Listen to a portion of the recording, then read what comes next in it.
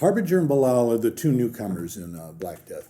What's really cool about them is I think that they come in as the ringleaders of the GWF wrestlers that they're possessed. If there's a Black Death hierarchy, they're above the GWF guys. So Harbinger is exactly what I pictured and what I wanted. A very dark-looking character. Darryl Banks is an unbelievable artist, and I think that his art here in this set's just incredible. We captured what we wanted, I believe, real early with one of the first drawings here. One of the unpublished drawings that we'll be showing is of Harbinger in black and white, and you can just see when you look at the black and white version of him how much enhanced it is to do the color. Also to put the Black Death logo in the background. That was another part of this edition that was, I think, significant. We tried to stick to things like we'd have the Black Death logo on all the characters. All the characters are, all the cards in this set are the same team. That's never been done before. We also had the skull staff that they had. Each character would have that. The GWF characters, not Harbinger. So Harbinger came out as dark as we wanted him to come out. And you see in the black and white version that was unpublished, he has an H on his visor. He still had to come a long way.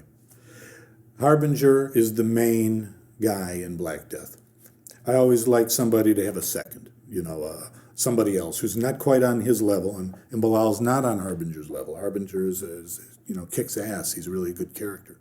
He's a strong character. But Bilal, on the other hand, is kind of a little tier below him.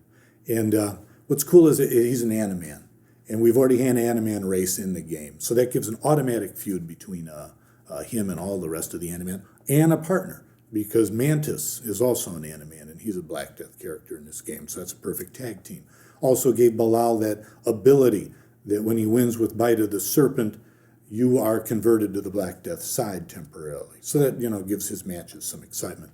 There were a couple versions of Bilal we were thinking of using. First one by Darryl was of kind of a strong, powerful alien in the mold of ones that we've already had in the game. So I wanted to move away from that. We started to move towards another version that is the Serpent, but didn't quite have the look I wanted. Sometimes we go through that. You got to go through several versions to get to the one you like. When I first wrote Black Death, and I tried to imagine which of the GWF characters were going to be in it, Bishop Hell was obvious. I mean, Bishop Hell is one of the most evil characters in the game's history.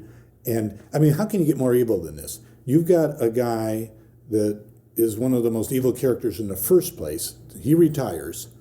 The current Bishop Hell is a cult leader that worships the original one. You don't get much worse than that. So Bishop Hell was obviously going to be in this set. The drawing by Darryl is just amazing. And the original, instead of Bishop Hell's hand being up in the air the way it is in the drawing, what he had was he was holding that skull staff. Now, I didn't want everybody doing the same thing in all their drawings. So I said, put the skull staff in the ground and put a skull in it, because I thought that's creepy. My original thought was to have that be a cross with the skull in the middle, but I thought maybe that's going too far. So I didn't put that in there. But Bishop Hell's, good, the torn clothes, real happy with that. Nice job, Darryl. Havoc was one of the guys that was obviously going to be in Black Death also. He's got a lot of unresolved anger. He was kicked out of the gladiator race.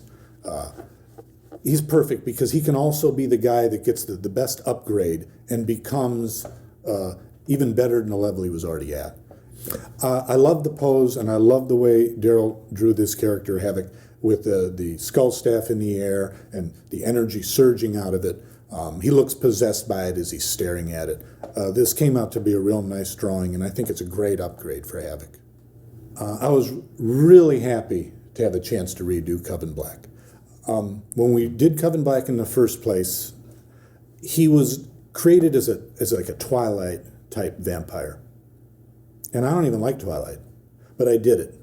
And I thought we need a new vampire. We had Count Necros in the past, but he was like a kind of an old school Dracula. And now on something contemporary. We did it, and I love the Coven Black story with Helston, so the story's fine. But with Black Death, I thought, one, he's evil enough to be possessed. Two, he needs to look more badass than he looked before. So now we've got that. I said, change his hair color. I don't even want him being blonde anymore. So he's dark-haired now. He's just got a darker look. Werner asked me, what should we do with the skull on his chest? I said, make it blood red, because he's a vampire. So let's make that red. It'll stand out.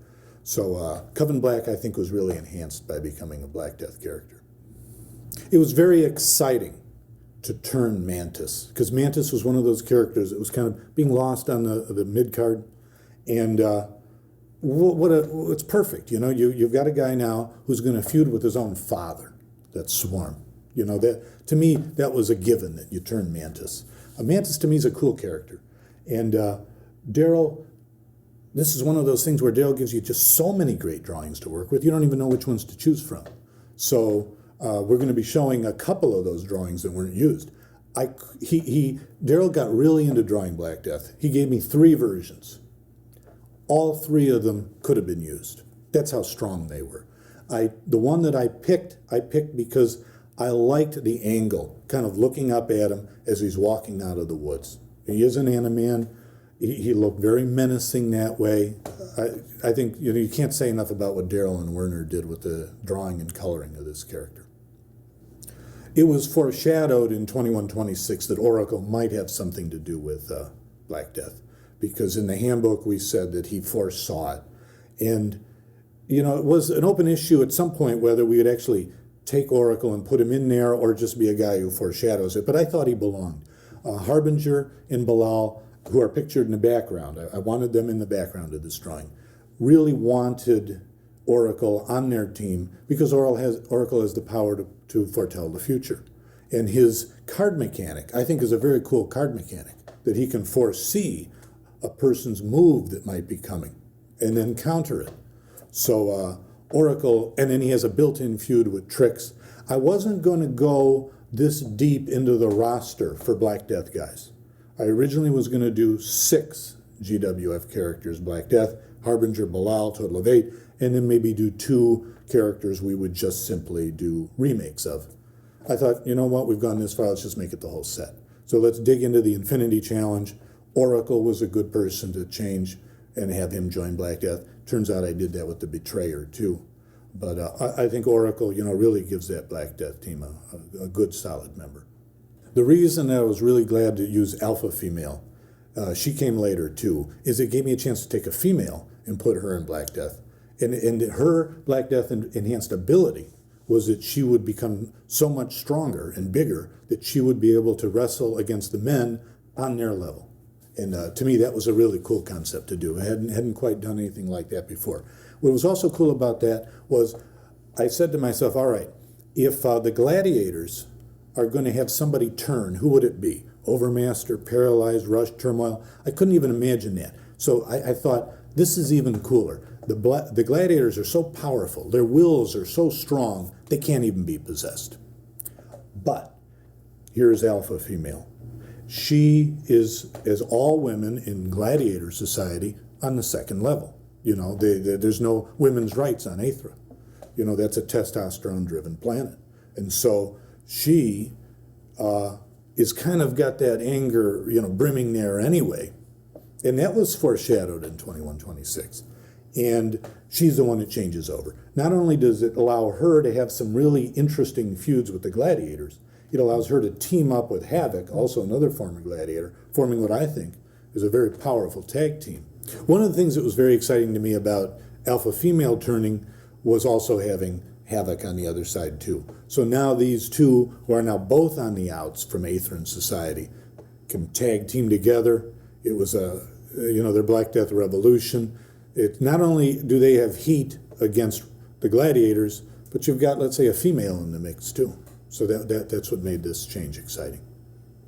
Anavar was an obvious guy to turn to Black Death because this guy's an angry guy. He's angry at Endgame. He's angry at all the guys that are trying to contain him. And even though he's a loyal friend to Toran. Well, anyway, he's possessed. And the eyes were added at the top of his card later, and they're a real nice touch. One of the original drawings for Anavar had him posing totally differently, holding that skull staff as if he's about to hit you with it. Problem is that drawing didn't look enough like Anavar to me. So I said, let's go with something else here. Let's have him holding it the way he's doing it. He's got to be putting his fist out front because he's always had those tattoos on his fist, but we changed them to the Black Death logo. So again, the Black Death logo is there, but it's a little bit different than it is with some of the other guys. So Anavar now has his feud with Endgame, he has his feud with Toran, and good addition to Black Death. The Betrayer is a great example where Darryl Banks gives me two drawings. They're both so exceptionally good that it actually drove how the character went. I looked at those two. He gave me the Betrayer that is falling down a shaft, and then he gave me the Cage Betrayer. But that Betrayer is even kind of more like the original Betrayer, and the Betrayer in the shaft, the Death Mask Betrayer, is more like an updated version. I thought, I love these both so much, we're going to fully explore the Betrayer having a split personality. And we're just going to run with that. I mean, he's already been a totally off-the-wall character. So the first one, the Death Mask Betrayer, he's falling down a shaft. It's a beautiful action shot. And I said, I'm not sure what the background is for him, but it's a tunnel-like. And Darryl said, would it be like something maybe you'd see in Star Wars? I said, well, I guess it could be. He said, I think I have an idea. Let me do it. And it was perfect. It's beautiful. The colors are perfect. The coloring is great. I'm real happy with that Betrayer. Then there's the Cage Betrayer. And this is like the crazy, violent, out-of-control Betrayer. We didn't have the blood red in the background yet, or in the drawing at all. And so we had the blues and the blacks, but it didn't pop enough. It wasn't strong enough. So I said to Werner, behind the cage and in the cage there, make it blood red, splotches of blood. And we did that. It made the whole thing pop out. It was a nice touch. What's cool is that now Anavar and the Betrayer form a tag team where they take on Clinch and Shoot, and so they have a natural feud against them in cage matches. The next set, Black Death 2128, is coming out in July. It'll be released sometime around the first or second week of July. At first, it'll be released at Galacticon in Jamestown on July 6th, and it'll start mailing a few days later than that. But we've already said that we're going to get a new character, End of Days, who is being formed on Ground Zero. The three might take physical manifestation. I can't say. There got to be some surprises, but they might be coming. It's a possibility of more conversions, more characters coming from Ground Zero. This battleground is going to continue. This epic storyline is going to go through 2129 to be replaced by yet another epic storyline. Just get ready. We are going strong. We're going full speed ahead. The galaxy is ours for the taking.